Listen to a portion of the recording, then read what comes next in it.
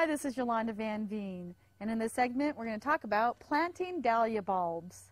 Now this particular dahlia I put in a pot in the spring, and it bloomed all summer long, and it just got huge. And it's so beautiful. It has these beautiful purple flowers on it that were just gorgeous all summer, and they were much more vibrant when they had the bright sun on them. It's now end of November, and they still have the last blooms just fell off. So I'm going to dig it out of the pot, which I have, and I'm going to divide it up and put it into a few pots. But as you can see, this stem is just huge. So I'm going to cut it off, and then this is just going to go in my compost pile because it will make good compost. And now this dahlia is a huge bulb. And as you can see, there's many, many, many tubers on it.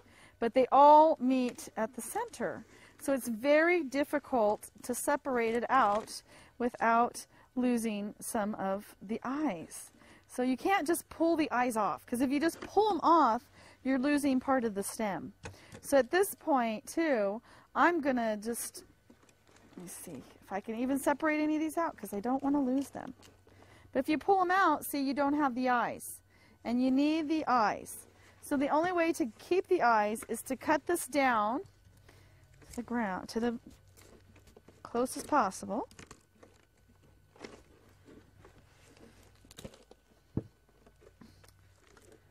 So scissors aren't even going to cut it. I'm going to need to have a knife. So when you take the knife, you need to just cut it right down the middle. And you can take it 4 ways, because you need part of that trunk for the bulb to survive.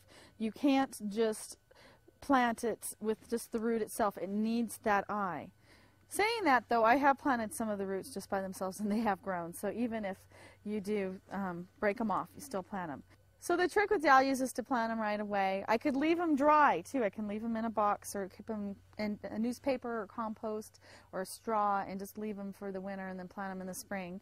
But I'll just put them back into pots, and so I can divide that into 4 different plants and put them in 4 different pots, and that way I'll have gorgeous, gorgeous dahlias next summer.